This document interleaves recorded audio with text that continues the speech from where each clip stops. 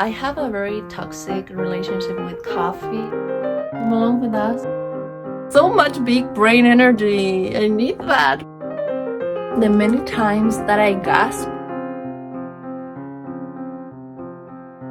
Oh, hello you. I'm so happy that you're here because that means you will join me in this week in which I'll be reading 4 cozy fantasy novels that excite me so much, mostly because it's October. Yay! Happy October for all of those who celebrate, for instance me, and therefore I need the comfort this season provides only. Well, not exactly my country, but we will get into that in a moment. Welcome back to my channel. This is Soph in a book and I hope that you enjoyed this vlog. You may or may not watching for the very first time, but if you are, that's probably because you only speak English, which is totally fine. But yeah, my native language is Spanish. I'm from Latin America, so I've been doing some videos for the last couple of months only in my mother tongue. However, this crazy idea has been wandering through my mind. Something like, you know, what if I do some videos in English as well? Basically because 99% of the things that I read are in English, originally written in English, and also because sometimes I feel even more at home expressing myself in said language, and that might be because apart from being nuts,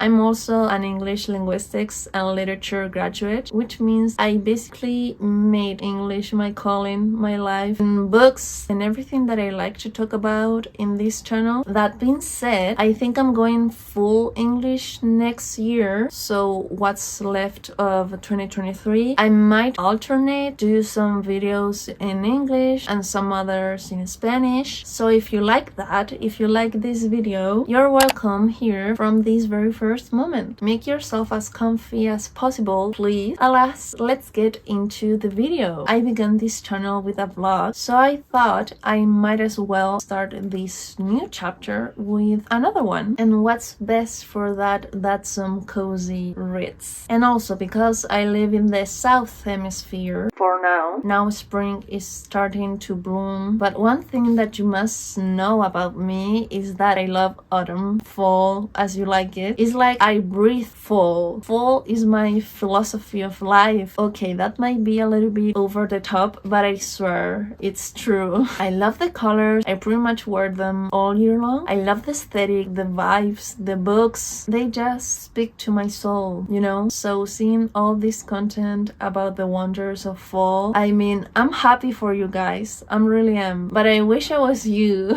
I really wish I was you. However, that doesn't stop me from making fallish content of my own. So this is me trying to ignore the impending heat that is about to come and that I will suffer for the next 6 months. Sure, as many of you, I love spooky season, but I am how to say this, a chicken, because I get hella scared with literally anything. I cannot see scary movies, and with books and short stories I usually get along, yet sometimes it's like I've got prickles of fear running up my whole body afterwards reading this. So I told you I was nuts. I warned you. Nevertheless, I think I'll be doing some spooky readings this month, but I need more character development. I need more strength to go full into horror. So why not starting with some cozy fantasy? As I told you, these are 4 books and I've been meaning to read them for the longest time, so it didn't feel quite right reading this or getting into a cozy mood if it wasn't October, at least winter. Winter is starting to go little by little, but it's so weird winter here. Sometimes it doesn't feel like winter, so never mind. First, I'm going to introduce you the books that I'll be reading, and then I will be updating you with my thoughts and impressions. That is the magic, that is the fun part, and I really miss doing content like this. So in the first place, I want to start with Before the Coffee Gets Cold, which is a Japanese book, very popular. But if you don't know what this is about, about. It supposedly follows 4 stories, 4 characters that go into this little cafe where they don't serve regular coffee. No. Their coffee is very particular because it gives you the opportunity to time travel to the past. So this is all about making amends, seeing people that are not longer in their lives. It's been described as very wholesome as well. That's my type of shit, you know? Apart from loving Japanese literature, I don't know if I could say that I have high hopes for it, but at least I think I'm going to like it. So we'll see. Next, I want to move to Piranesi by Susanna Clark. To be honest, I don't know much about this book. Some while ago, someone told me not to know a lot of this book before reading it, like going blindfolded. So yeah, I like to do my assignments. So from what I know, it involves a house and a mystery, or maybe like a mysterious presence in that house. Some other people have also referred to it as dark academia-ish. I don't quite know the extent of that, so I guess I'll have to look into it. However, not a single person that I listened or read the reviews about this book have said something bad about it. I hope this to be wonderful. With the following one, Surprise, another Japanese book. That's another thing that you must know about me. I really connect with Japanese literature, their imageries and their themes and the way that they express themselves. By far, the Japanese authors that I have read may have different writing styles, yet it's like they submerge you in such surreal prose and stories, and I've heard so many good things about this book too. It's very loved by the community, I think, but also I think it involves found family, which is one of my ultimate favorite tropes. It also has an anime adaptation. The only thing I know about this book is that it follows a group of 7 kids. They are not teenagers, or maybe they are. I'm not quite sure. I will know eventually. And the thing that they have in common is that they are very lonely. They don't have many friends. So when one day they wake up and find their bedroom's mirrors shining, they appear in another world, it seems, where there's a castle. And yeah, I'm looking forward to know more about their dynamics and the backgrounds of each character. I think this story is going to be very character based, which I really like. I hope it brings me a lot of comfort that my icy cold heart deserves, and also some happy tears. And lastly but not least, one of the quintessential books of the trend of cozy fantasy, we have The House in the Cerulean Sea by TJ Klune. I do have to check it for myself, but I think from what I've seen, this author has made some not very good representations, some misrepresentations about indigenous people in other of their books. So I didn't know that when I bought this one.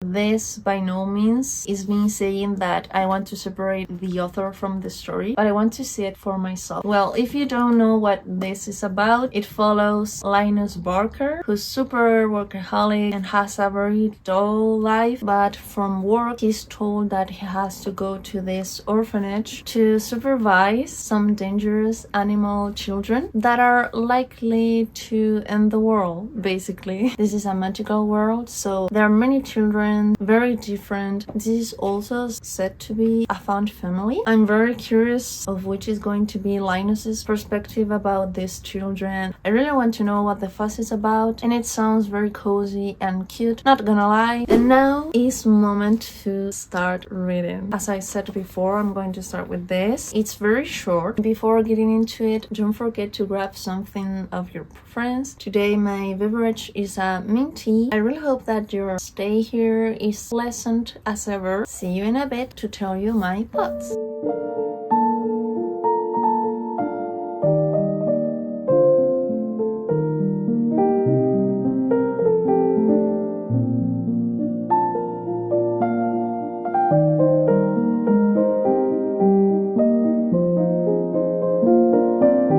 Okay, Hi, I just finished the first story. Their stories are divided by 4 chapters, so they're kinda novellas, but the people who is in charge of this cafe appears more than once, I assume.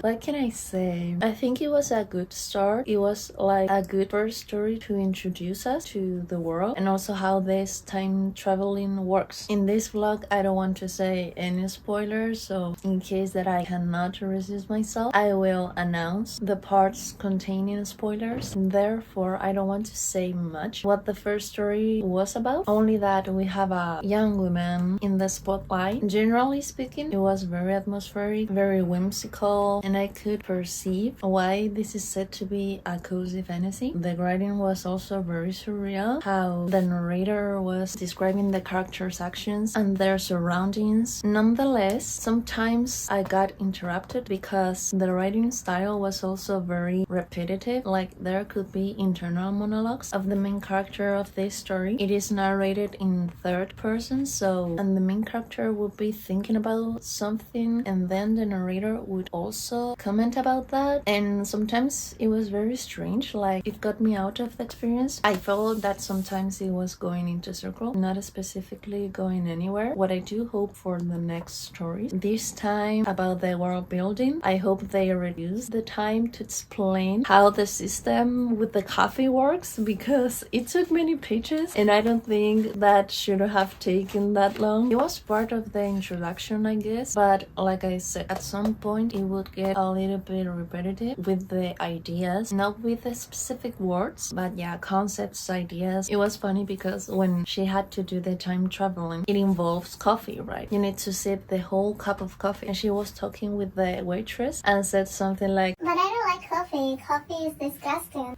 and that's so true, bestie. I cannot stand coffee, to be honest. I do like the taste mixed sometimes, you know, with chocolate and also pumpkin spice latte, my ultimate favorite, but I cannot drink it without being decaf or I lose it. So I have a very toxic relationship with coffee. That's why I'm now imagining it as tea instead of coffee. Tea supremacy. I believe in tea supremacy. Thank you so much. I don't expect you to agree with me. Agree to disagree, why not? If you enjoy coffee, be my guest. So now with my new tea, I'm going into the following chapter. See you very soon. So I'm guessing that I'll be finishing the book today. I have only one story left, and the last 2 stories basically broke my heart into a million pieces. Now I'm trying to process everything, and yeah, my thoughts are convoluted right now, so I couldn't express my emotions correctly even if I tried. So this is a little sad update. It's currently 11:10. I'll be finishing this cozy read today, but I didn't expect it to be so sad. Now I feel miserable, but in a good way. To sum up, the first story, I don't really liked it that much. I thought it was good, but these last 2, oh boy,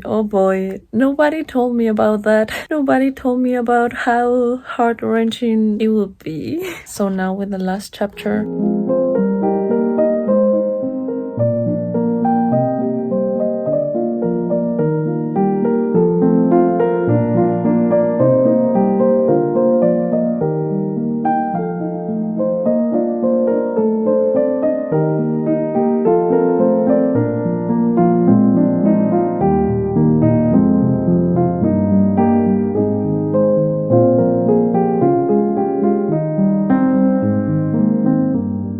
Good afternoon or good morning, depending on the moment of the day that you're watching this. I bring an update and a new book. Today I will be starting Piranesi. I think it's going to be on my taste, and because it is also classified as a dark academia, as I told you before, today I decided to dress up a little bit nicey, you know, a little silly cute outfit. First, because I want to feel pretty, why not? And second, to get in the mood as well of this book. I don't know if I'll be be able to end this in one day as I did with Before the Coffee Gets Cold by trying I Don't Hurt Anyone. So this is my today's plan. But before getting into it, I want to tell you my overall impressions of this book. And yeah, it was totally cozy but also heart-wrenching. I didn't cry, but it was so emotional and I wasn't expecting that at all. I could imagine that it was going to be very wholesome, very fulfilling, realizing stuff, you know. And I feel like this year is really about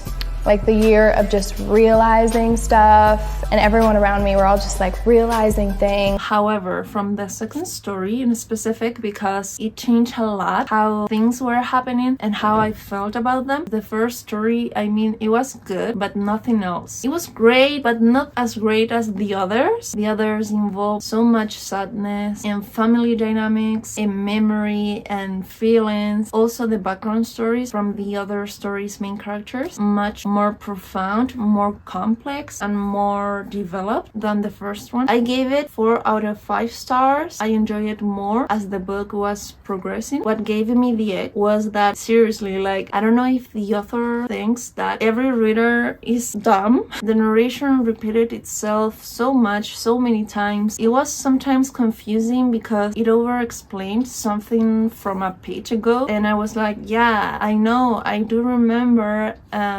why? I don't know if they needed to make more space because this is such a short book. But well, I hope they change that from now on into the other books of this series. I already bought the second one, so it's not like the worst thing to happen in a book, but I believe that the first version of things, when something happened and the narrator described it for the first time, it was enough and also very concrete with the surreality of all of it. In conclusion, I did not love it, but I think it was a good book. And again, it was another Japanese piece of fiction that surprised me because even when I expect something from Japanese stories, they get me with something else, something I couldn't have imagined. So that was very pleasant in its own way. So I'm going to start this bad boy. I'm excited. I invite you to come along with us while reading it.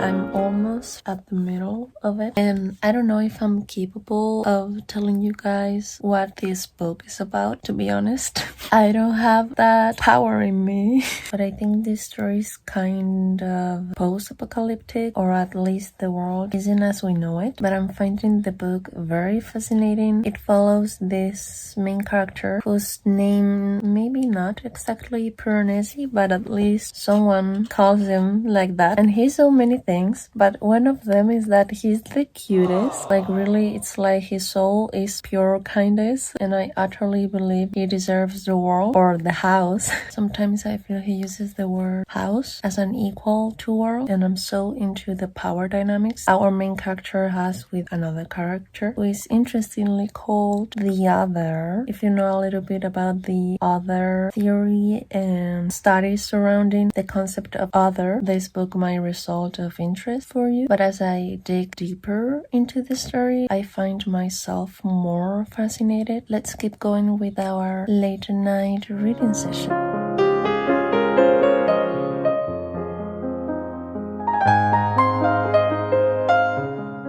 Hi, Hello, I came with an update of piranesi. Now I'm in the middle. I'm hoping that I could finish it today. So far, I think it's going to be one of my favorite reads of this year, which is incredible, amazing, and I'm telling you this because now I'm able to tell you more about the plot. It could also be understood as a mystery, so it's like the secrets are being unfolded for me as well as for the main character, which adds another layer of interest. I think I'm getting more into it as I read more of it. I've also already mentioned about the house, and basically piranesi does all of the research about this house, about this place, and everything that is in it. But then some strange messages, some strange, we could say clues or objects start manifesting themselves kind of out of nowhere. So this is where our main character begins to question almost everything around him, even his own sanity. I mean, the vibes. This is one for the girlies that live for the vibes, and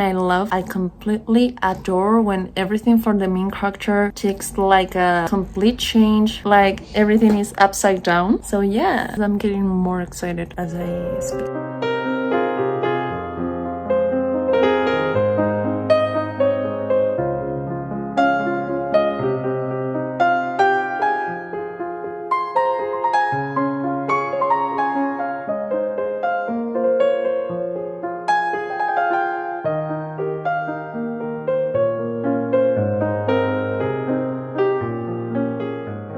And my phone let me down again.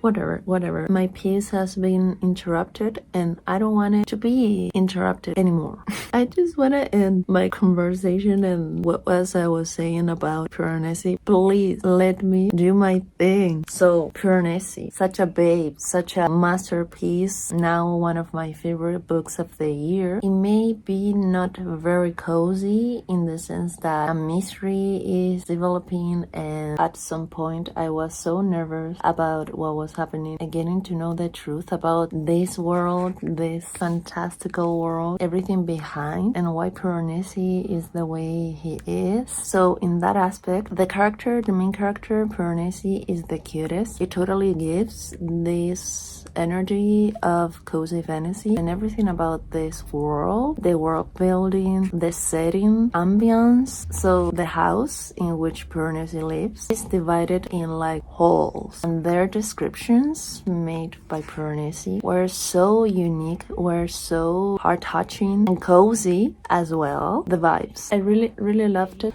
And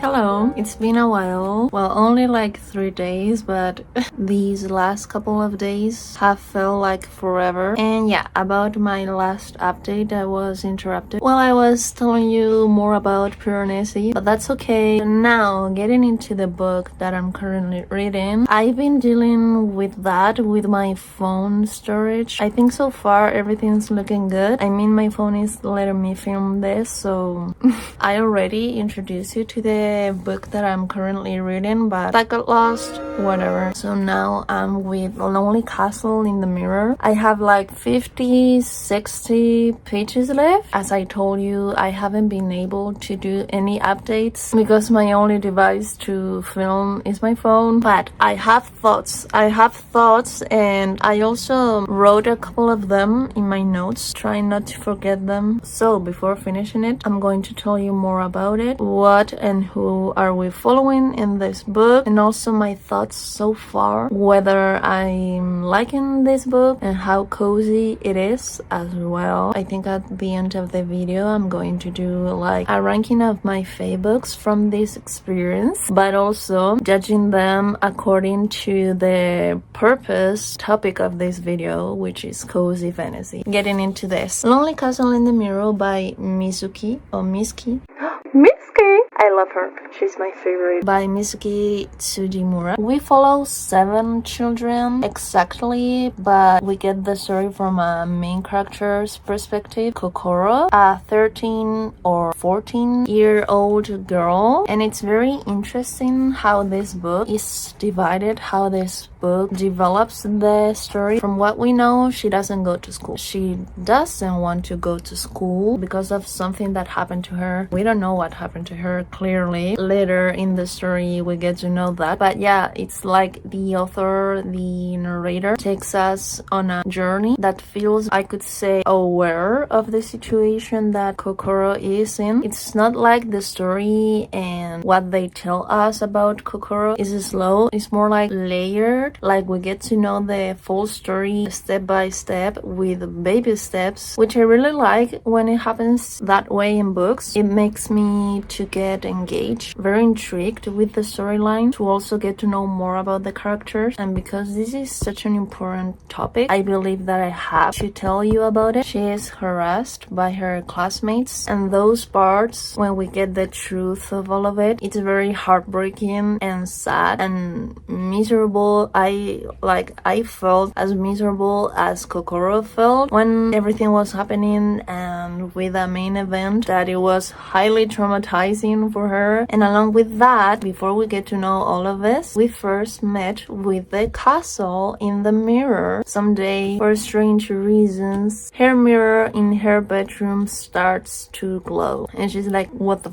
am I hallucinating? And then she goes to touch it, and she's basically transported to another world where is this amazing and huge and fancy, so otherworldly castle, and there's like a child with a wolf mask and a group of other kids. She's very reluctant at the beginning. She's like, no, this can be real. I'm in danger. I must get out of here. She's very like an anxious person would react. If you have anxiety as me, you may relate to her behavior. Supposedly, they all have one thing in common, and they think is the fact no one goes to school. All of them are dropouts. Later in the book and the story, we get to know more about these characters and their background stories and how they happen to be there at the same time as Kokoro. But before everything begins to move, the Wolf Queen, who is this girl with the wolf mask, tells them that in the castle there's a key, like the one in the spine. And if one of them found it, that person will be granted a wish. Any wish they'd like. There are some other rules as well, how the castle functions. And yeah, we follow this group of kids in a time being of 8 or 9 months. We know the truth about Kokoro. However, that's not the case with the other characters. So we join her in knowing more of them, knowing their reasons for not going to school. About my impressions, I've written that thus far, I believe this one has been the coziest of them all, which is totally true. But I don't know, the ambience, the atmosphere, the setting of the book, and how the characters communicate, how their dynamics develop, and also how their emotions, especially Kokoro's, because we get to know more about her, are displayed. It's very cozy, it's very sad at the same time. In reality, it's like it's been more truthful in a sense. We get to know these characters in a more vulnerable position, and it's just how Japanese literature works. It's been so whimsical how everything is described, their feelings about their own situations. They began to appreciate each other, see each other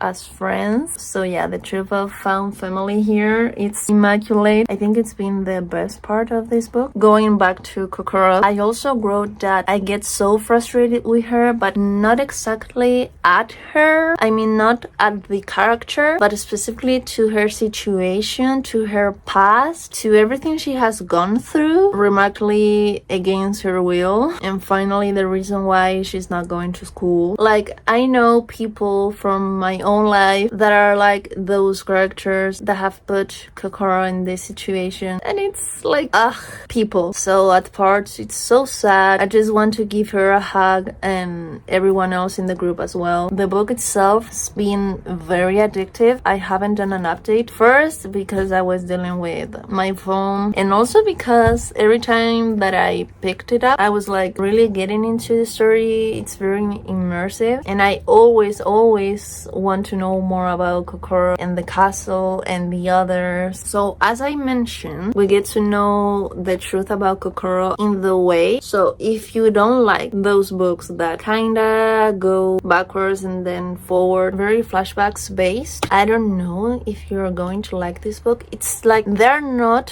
whole chapters with the things that happened to Kokoro in the past, only some excerpts in the middle of something that is happening in the present, and then we go back again. For me, I really like when stories are dynamic, when like they go everywhere. Sometimes I get very overwhelmed when a story gets stagnant or fixed in only one place. So for me, great, it suits me. So think about it, think if you are one of mine, but if you're not, that's okay. And if you want to read this book, I'm telling you this just in case. And lastly, I wrote about a point that may be a counterpoint to the book and whether or not later I could rate this as a 5 stars. But yeah, I wrote that sometimes I feel everything is happening so quickly and I want more time to explore and dig deeper into the story and the characters. But at the same time, there are moments when I feel nothing is happening. Okay, a little bit of context. The chapters of this book are divided by months. Okay, so we have May, June, July, August. So according to that, sometimes I feel not the whole month is covered. It feels only if we know only about 2, maximum 3 weeks. And I get it. This is a cozy fantasy, so most of the time they're not doing much. Most of the time they're only knowing more about each other or doing very ordinary stuff, which is okay. Only I wish that there were moments where we could stop at some point and stay there. But yeah, maybe that wasn't very feasible with this type of story since it could get stuck. So now I am at a point where everything is happening at once, like everything everywhere all at once. Now the action is more solid. I'm really liking it, but I feel that I just need to finish it. It got its moment. Now I need to know what the hell is going on. There's been a lot of plot twists, we could say. I really do want to talk about them, but that may be considered spoilers. So this is me in 5 seconds deciding if I should do spoiler part of this video. Okay, yeah, we're doing it. In the description, I'm going to put everything, but I also want to give you the head-ups. Now, spoiler is coming, a spoiler part, spoiler section of this video in 3 seconds. Okay. 1, 2, 3. Welcome to the non-spoiler free section of this video. I don't know if you read this or this is only your curiosity speaking right now. Basically, one day the group, they decided to meet up in the real world, beyond the castle, beyond the mirrors. And the funny thing is that the true secret was not a single one of them is going to school. However, the school that they are not going is the same. So one of them goes like, what if we meet up school tomorrow? Not tomorrow, but in a specific date. Everyone was like, okay, let's do this in a group. We're a family. They don't say it like that, but it was a huge fun family moment. Long story short, they went to school and they couldn't find each other. Not because there were a lot of people or they didn't recognize each other. When they asked teachers or the nurse or other school authorities, they asked for the names of their friends, and all the adults would say like, no one by that name go to this school. So yeah, they were confused as hell, myself included, and then they start pondering what the hell is going on, why we can meet, did you lie about going to this school? Yeah, at that moment I had 2 theories in my mind. However, I don't know how possible is any of them at the moment because now one of them has been discarded. First I thought, oh, they are from parallel dimensions, realities. But then I also thought like, what if they are from different times, from different years and decades? It would be strange because there's also like this constant character who is Mrs. Kitajima, I think, from the outside world, from the real world. And she's a teacher from an alternate alternative school that Kokoro's mom wants her to go, and she's very kind, she's very supportive, like she gets why Kokoro is acting, is behaving as in she doesn't want to go to school. And other characters from the castle as well also know her, so I don't know what to think. I really want all of them to be okay and to know each other and to be friends forever. I'm rooting for them. Back to the spoiler-free section of this video. I'll tell you all about it later. I wouldn't say that I am adoring it, but yeah, I'm really enjoying it. I think that I will come to love it at the end. Let's go.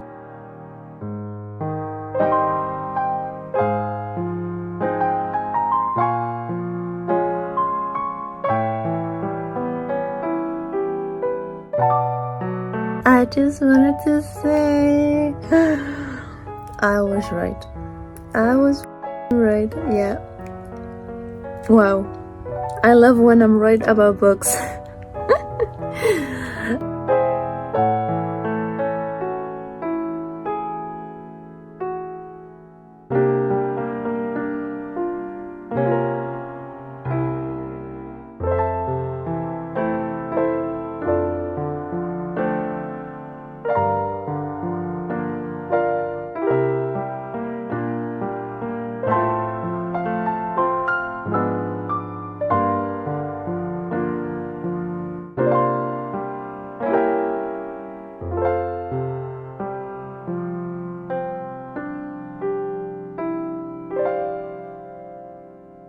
Hi you all. Well, a quick update before starting the last book of this cozy vlog, The House in the Cerulean Sea. Yesterday I finished Lonely Castle in the Mirror. Such a outer boy, and just wow, like so many things happened at the same time, but it was glorious, it was tremendous. The many times that I gasped, there were like 7 plot twists in only this book. None of them was out of place or ridiculous. I don't know how the author came up with this idea as well. And I know I said the same damn thing about piranesi, but it's true. I'm really surprised with these 2 last books because even though they're cozy, even though the stakes aren't that high, please do not underestimate any of these books. You will be surprised. I can assure you that. I think I'm going to give it a 4 or 4.2 stars, even though I really liked it. Above anything, I think the fact everything happened at the end, it was a little bit disturbing. I mean, I get why the author chose this way to execute the main idea of the book. Nonetheless, I don't like it that much when my books are so packed and so heavy from one moment to another, yet the whole thing, the foundation of what was happening was really great. And although everything happened, I still felt that I needed more, especially between 2 characters. Sometimes I get the feeling that I need more books about people, and I realize that happens to me mostly when it's about fun family. So it's like I want more about all of them individually and also working together, working as a fun family, a group of friends. But yeah, the resolution really blew up my mind. I wasn't expecting that at all. In the previous spoiler section, I told you some of my theories. I had my thoughts, I had my impressions, my theories, and I was kind of correct, not entirely, but a little tiny bit. And then happened something I wasn't expecting at all, and even though it made so much sense, the idea was phenomenal and basically the reason why things were happening. Oof, it was evident that the author really put many thought on it and what the fantasy was really about. So yeah, that was Lonely Castle in the Mirror. I really recommend it. Just take in consideration everything that I told you about the flashbacks, the sudden appearance of a lot of movement, but in general was very lighthearted, a little bit mysterious as well. It was a fun time. So now let's get into some spoilers. Yeah, I'm sorry, but I really do need excited to tell you about this. So if you have read the book or if you don't mind what happens in the book, please join me in this next section of spoilers. So now you have 3 seconds to go to the timestamps if you want to skip this. 1, 2, 3. Okay, regarding my theories, as I told you, I was kinda right. It wasn't about parallel worlds, but more about kind of time traveling and how they were from different years. But it also made me so sad because most of it meant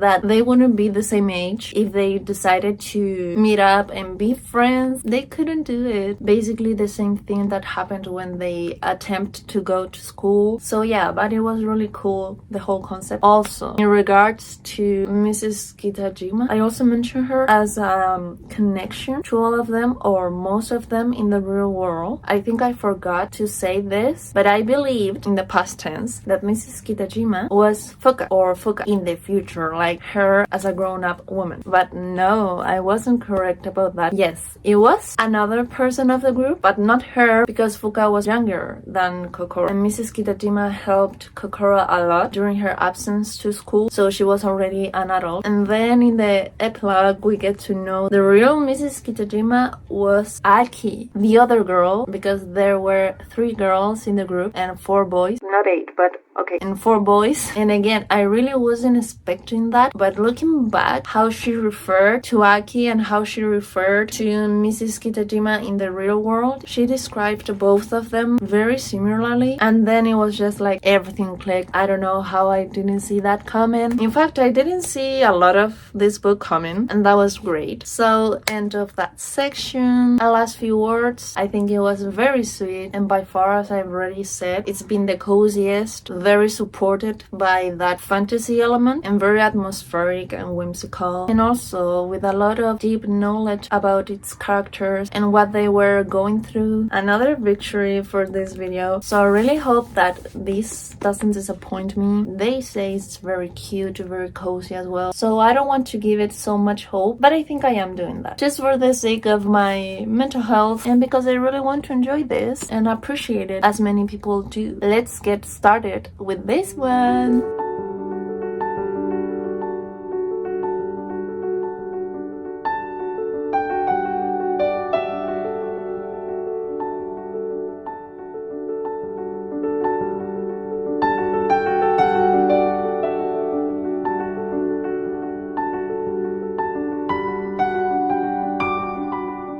Today I'm sad because it seems like the first day in a couple of months that I don't have any need to wear a sweater or anything else that's not short sleeve, and I'm like, this means essentially that summer is coming and I don't want summer to come. I haven't had enough of winter and the feeling of being chilly. I'm one of those people that love being so cold you think you might die because of it. Maybe it's just me, that's okay. Okay, so 2 things. Going back to what reunites us here, but first, I've been informing myself about the reasons why this book and some other decisions the author made are problematic. I think I might have the full picture, but I want to wait till the end, till I read this entirely to tell you my thoughts and how they are involved with everything going on there. I only must say that people are right, you know. I understand it's a very complex thing, it's a very complex matter, but anyways, people with privilege, and I include myself, must do their jobs. Getting to know, acknowledging, being aware of our privileges. And T-Day Klune kinda did, but not really. So that's a discussion for later. However, I don't know. I mean, I'm taking it nicely. Their writing either is not my favorite, but yeah, the story is very compelling. For now, aside from what could be considered problematic, I think my main issue with this book is that I feel everything's so forced. In a way, the interaction between characters, how everything is going. And I know when a book is like this, when my own reading process seems to be shaky, I mean, sometimes I have to read whole sentences twice or 3 times, and that is because I know something is there is not allowing me to go with the flow. I don't know why with some books that just happens with me. Sometimes I wonder, maybe I'm the problem. Hi, it's me. Perhaps it can be 50-50, we could say. I'm not saying that a book, an object, has any fault, but nor do I, you know? Like, my brain works as it works, I guess. I don't know if I'm feeling it right now. At least I'm in page 162, and now at this moment, I'm feeling kinda more connected to the story and the characters and what's going on. And I don't think that the beginning was slow or anything like that. It's just I felt things were going as fluent as I would like, and maybe that's for a reason. I mean, that's very like how the main character is acting, interacts with the world. Very structured, very organized. Distractions are the worst thing type. So he, by being thrown to a new world, to a new space with a lot of people when he's not used to that, well, of course he's going to act a little bit forced at the beginning, I guess. He may present himself as someone stoic, you know, to give a more harsh presence because he is representing the authorities. So yeah, I think I need to read more to get more into the story, to create a line of thought that would express my impressions towards the book even better. So let's catch up in a bit.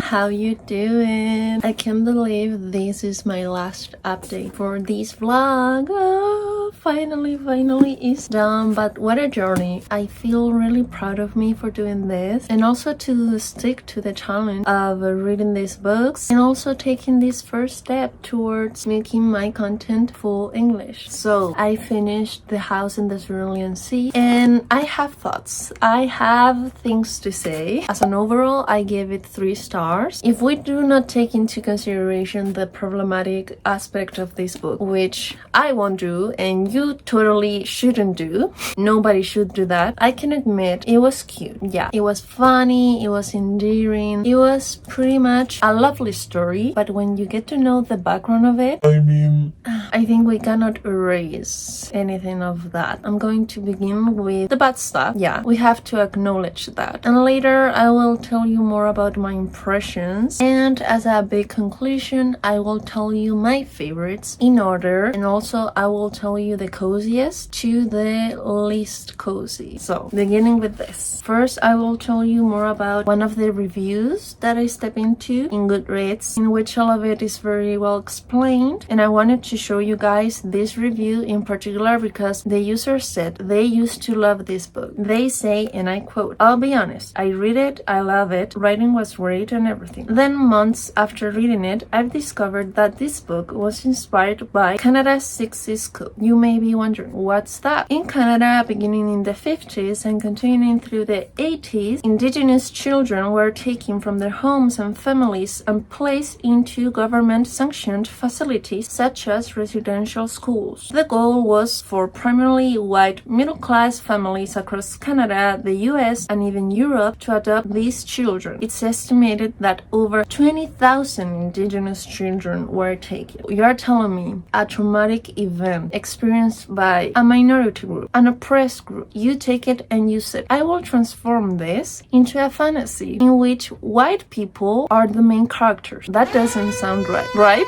It gets worse. The person here says he bedazzled and turned into fantasy the trauma of children who were forcibly separated from their families in a cultural genocide. And mostly because this atrocity is still going on. Only in 2017, there were like a financial settlement for those who were affected. So yeah, in said podcast, he also mentioned, I didn't want to co-opt a history that wasn't mine. I'm a cis white dude, so I can't ever really go through something like what those children had to go through. So I sat down and I was like, I'm just going to write this as a fantasy. The audacity.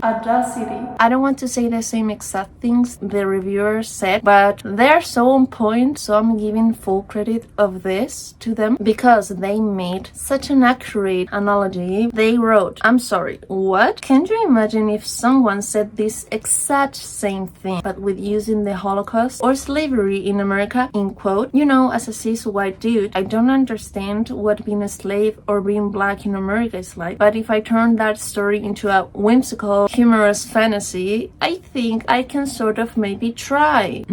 Taking a story that's not yours to tell and trying to fit it into something that helps you to process this more nicely? No, I don't think so. I know at the beginning of the video I said the problematic stuff was about another of his books, and I'm so sorry of that. I was being ignorant. I should have known for the very first moment that I decided to do this video. So yeah, maybe I shouldn't say a lot of good things. I mean, I don't know if there's much even to say. It wasn't a story that changed my life or anything like that, and it wasn't very complex as I like my books to be, and I really wanted to like the couple, and this is not me saying that I didn't like them especially, but something was off, you know? I don't think I could connect with them completely. Some part of me is telling me that maybe I needed more development. The part that I liked most about this book was the children, but that again, that's another point that we must make clear, and the icing on the cake, once you realize the source material is, the message is essentially, this place isn't so bad. They just needed to find someone in the system who cared about them. Also, while they're still different, they're still kids who deserve love. And yeah, that's basically like if those children only were to get value as individuals, if they are seen by a person coming especially from that system that oppresses them. Ringing the bells, you know?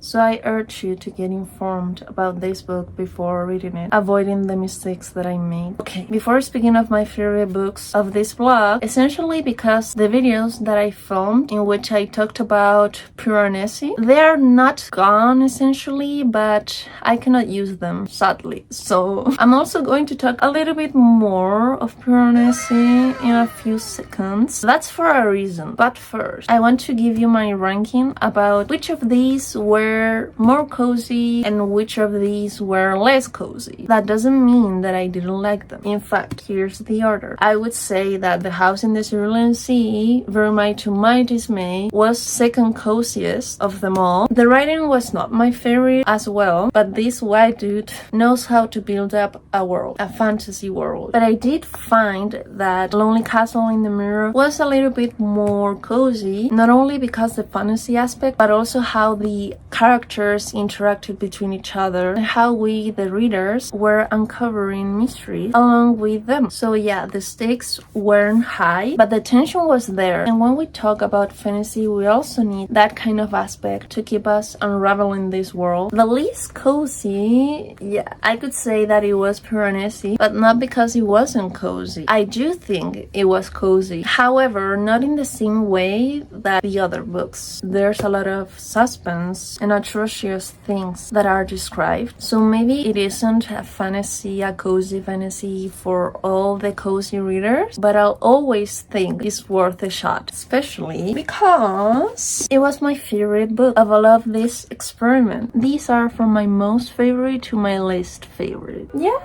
Maybe I'm not the target audience for more cozy fantasies, but I do love them. I do like them. And with this video, with this vlog, I could check up on me and confirm that cozy fantasy is one of my things, not my primordial thing. Yet none of that makes these books bad. Well, in exception of this. So I'm going to leave it aside for now. I do need more at stake, which is what happens with Piranesi. And that's why it also became one of my favorite books of this year. I need a little bit more of passion, of action, of the characters getting more involved in the narrative, getting more obsessed as well with everything that's happening in front of them, and being a dynamic piece of the world. And that doesn't mean the characters in these two books weren't that. However, maybe they weren't fully into that, or at least not how I like it. So that's part of my taste too. For that matter, I think both were great and I do really appreciate them. For example, I want to continue the series and I'll be there for it. We need a sequel of this, not this. In conclusion, I gave these 3 stars as I told you. I decided to lower a bit this book to 3.5 only because I found out I didn't like this book as much as this, and this was a 4 stars. Sometimes that happens to me, so I can change my rating if I want to. And of course, this baby boy was 5 stars. Is a 5 stars. And sadly, I do not remember a lot from what I told you about this book, but I'll try to sum up my thoughts, especially to convince you to read it. It may be not the book for everyone, but if you give it a chance, you maybe find out it was the book for you. And I'm so happy that I tried. As I told you, this book got me more tense. In one moment specific, I was literally screaming at my cousins because I went to see her cats, but it was so bombastic. It was really fireworks type of book. There's so much subjective meaning, and that and gave me so much hope. If you haven't read this book, you don't know what I'm talking about, but so true. So true, bestie. Maybe the reason that I like this so much is that a lot of dark academia aspects were on this. I nourish from that, as well as fall is my lifestyle. There's a lot of conversations surrounding the transgressive act and the role that academia plays within it, and how also ambitious people that are motivated by knowledge are pretty much awful people, as Donna Tartt told us in The Secret History. Please know that I'm joking, please.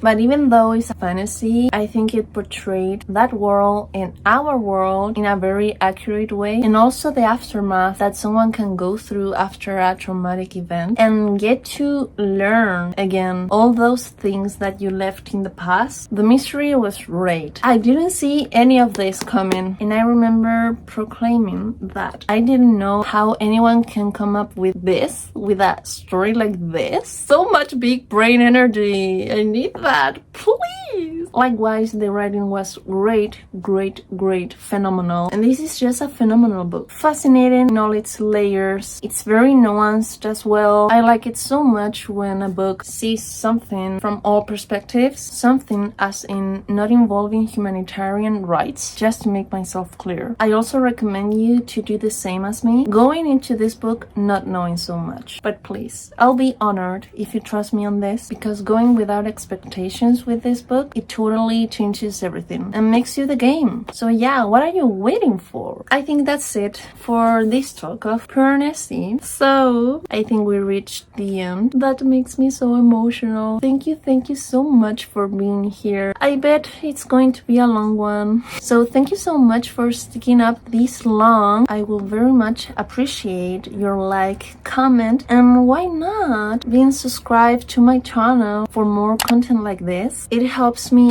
a lot, so I would really appreciate if you can interact with this video to help me out, to reach out more people. And you know, as I'm starting with this, I'm very committed with this endeavor. Books are my life, and talking about them with a beautiful community. I'm in love with the community that we have built these last couple of months. This is a dream, so yeah, and having your support makes it more special. I wish you a really good day. I hope you liked my nonsense talk. Let me know in the comments as well if you have read any of these books or if you're planning to do it. You can find me on Instagram as well as TikTok at La Literature. I'll leave you here my username as well. Take care and see you in the next here in Sofía. Bye bye.